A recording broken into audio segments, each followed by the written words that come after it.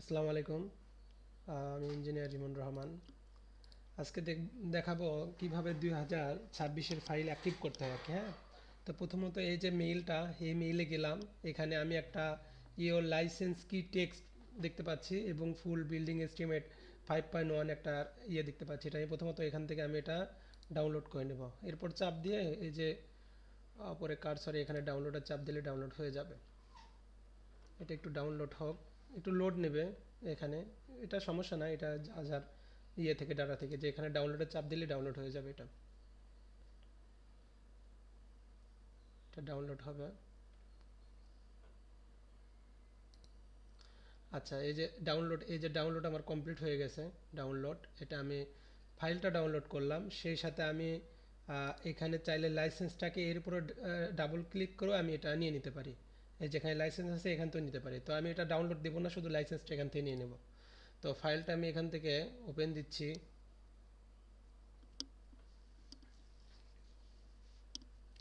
Open দেওয়ার পরে এখানে বলে দেওয়া আছে যে কি করতে হবে, এবং এই যে নতুন ইউটিউব চ্যানেল বিল্ডিং এস্টিমেট 64, আগে ছিল সিভিলিং 64, ওই চ্যানেলটা আমার আর নাই। এই চ্যানেলটা আছে এখন। তো এখানে বলে দেওয়া আছে যে লাইসেন্স শুধুমাত্র একটি ডিভাইসের, বা এই সত্যগুলো আপনাদের অবশ্যই মানতে হবে।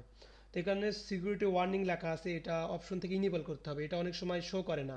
এখানে সিকিউরিটি রিস্ক বা অনেক কিছু লেখা থাকতে পারে। তো এটা খুব সহজে সমাধান করা যায় আর কি। হ্যাঁ, এটা ফাইল থেকে আনব্লক করতে হয়, তাহলে এটা ঠিক হয়ে যায়। বিশেষ করে ল্যাপটপে একটু সমস্যা দেখা দেয় আর কি। তো এখান থেকে অপশন থেকে এটা আমি ইনেবল কন্টেন্ট করে ওকে দিয়ে দিব। দেওয়ার পরে বলতেছে internet connection required for licence verification.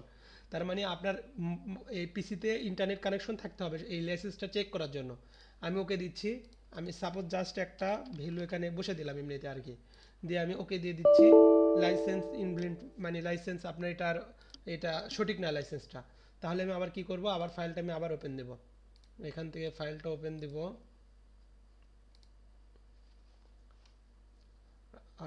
অনেকবার ওপেন হয়ে গেছে। আচ্ছা, এটা আমি একটা ডিলিট করে দিই। আচ্ছা, এখান থেকে আমি ওপেন করতে পারবো এটা।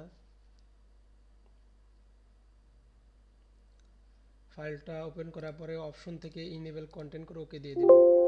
দেওয়ার পরে আমি এখন লাইসেন্সটা এখানে আছে, এখান থেকে লাইসেন্সটা আমি কপি করে নিচ্ছি এটা। আচ্ছা, এটা কন্ট্রোল এক্স দিলে মনে হয় হয়ে যেতে পারে, দেখি হয়েছে কিনা।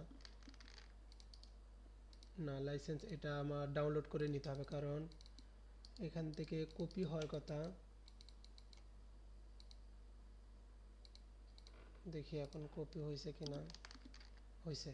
ওকে দিয়ে দিব। Licence successful. আর এই যে প্রথমটা লাইসেন্স আপনি ওকে করলেন, আর দ্বিতীয়বার আপনার কাছে তার লাইসেন্স কোড চাবে না। এটা আপনি ওকে দেন, অ্যাক্টিভ সাকসেসফুল। ওকে, লাইসেন্স আমার ওকে হয়ে গেল। এখন আমি কাজ কিভাবে করব, এই যে ইঞ্চি ফিট এর উপর আমি ক্লিক করে আরেকটা ক্লিক করলে এই যে ফাইল এইখানে নিচে শো হয়ে যাবে। দেন আমি একটা এখান থেকে প্রিকাশ, আমার এখানে সব এস্টিমেট করা যাবে। এবং এখানে শিটগুলো আরও গোছালো করা হয়েছে, যেরকম প্রিকাস্ট পাইল এস্টিমেট এখানে যদি যায়, এখান থেকে চাপ দেওয়ার পরে এখান থেকে আমি এই যে অনলি ক্যালকুলেশন, মানে যে কয়টা ঘর আমি শুধু ক্যালকুলেশন করব সে কয়টা ঘর শুধু দেখাবে। দেখেন, আমি চাচ্ছি এই কয়টা ঘর ক্যালকুলেশন করবো, বাদ বাকি আমি করবো না, শুধু এই কয় ঘরে আমার হবে। আর প্রতিটা শিটের ভিডিও আমি সামনের দিকে নিয়ে আসবো আস্তে আস্তে। আর এখানে একটা ইয়েটাকে প্রিন্ট সিস্টেম রাখা হয়েছে, এই সাইটেও আছে এটা। এই যে প্রতিটা পেজ আপনি প্রিন্ট করতে পারেন কিভাবে, আমি এখানে দেখেন পি7 পর চাপ দিচ্ছি। এই দেখেন এটা প্রিন্ট প্রিন্ট হয়ে গেল। এটা এটা হয়ে গেল। আমি কিন্তু এটা পিডিএফ করতে পারবো। এখান থেকে আমি চাপ দিয়ে এটা আমি করে এই যে পিডিএফ করতে পারবো এখান থেকে। মাইক্রোসফট টু পিডিএফ এখানে ওকে দিলে আমার এটা পিডিএফ হয়ে যাবে। এই যেখানে আমি সেভ দেবো সেটা সেভ হয়ে যাবে। তো এটা আমি এই অপশনটা এটাতে আমি আসলে রাখছি, যে কিভাবে আসলে করা যায়, পিডিএফ করা যায়। এবং কিভাবে আমরা করতে পারি, এই ইয়েগুলো আমি রেখে দিয়েছি আর কি। কেউ যদি পিডিএফ না করতে চান, সে এই কিবোর্ডে ইএসসি চাপতে পারেন, ইএসসি আর কি। হ্যাঁ, এবং আমি চাচ্ছি যে এইগুলো প্রিন্ট করব P1। আমি এটা প্রিন্ট করতেছি P1 P2, এইগুলোর ব্লক ভাগ করে নেওয়া হয়েছে প্রিন্ট সিস্টেমটাকে। মানে অনেকগুলো অংশ অংশে করা হয়েছে। আর প্রিন্ট করার সময় এটা একটু লোড নেবে আর কি। হ্যাঁ, এই যে দেখেন এইটুকু প্রিন্ট হবে। P2-তে চাপ দিলে তারপরের অংশটুকু প্রিন্ট হবে, P3-তে চাপ দিলে তারপরের অংশটুকু প্রিন্ট হবে। আমার কিন্তু ওই জিনিসগুলো বারবারই আমার ধরবে, মানে আমার যে লেন্থ বা উইথ বা আমার হাইট, এগুলো সবই আমার ধরবে আর কি। হ্যাঁ, এবং এই ক্যালকুলেশনগুলো সম্পূর্ণরূপে চেঞ্জ করা হয়েছে আর নতুন একটা ফাংশন অ্যাড করা হয়েছে যেটা হলো কংক্রিট রিভার সামারি। এখানে আমার পুরো বিল্ডিংয়ের উইথ বসে দিলে আমার পার স্কোয়ার ফিটে কত সেফটি কংক্রিট লাগবে, পার স্কোয়ার ফিটে কত কেজি রড লাগবে, এটা আমার দেখা যাবে। অর্থাৎ কেউ যদি ডিজাইনার ডিজাইন করার পরে সে চেক করতেই পারে যে সে আসলে বেশি স্টিল ডিজাইন করলো কি না। মানে একটা প্লট এরিয়া, এতটুকু এরিয়ার মধ্যে সাপোজ পাইল আসলো 50টা, এখন 50টা পাইলে আমার রড সাপোজ আসলো 50 টন, কথার কথা। এখন এই 50 টনকে আমি যে প্লট এরিয়াতে ডিভাইডেড করে আমি বের করি যে আমার আসলে এই জায়গার সাথে প্লট এরিয়া যে রডের ইয়েটা ঠিক আছে কি না, মানে আমার ওভার ডিজাইন হয়ে গেল কিনা, এটা চেক করার সুযোগ আছে। সব সিটি এটা চেক করা যাবে আর কি। তো এই আজকে আর বেশি কিছু ইয়ে করব না এখানে।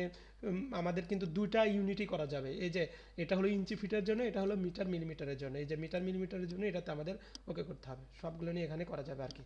আর এখানে আরেকটা ইয়ে রাখা হয়েছে কি দেখেন, লাস্ট ফাইলটা আমি সেভ করছি 6 মার্চ 12টা 45-এ। আমি দেখেন এখনই সেভ দিয়ে দিলাম ফাইলটা আমি সেভ দিচ্ছি।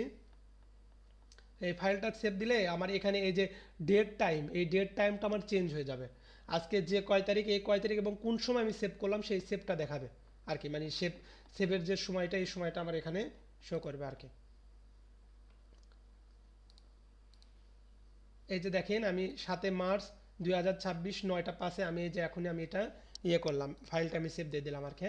তো এটা সবগুলো সিটি আমার এই রকম ইয়ে দেখাবে আর কি। সেভ এবং সেভ অ্যাসও করা যাবে।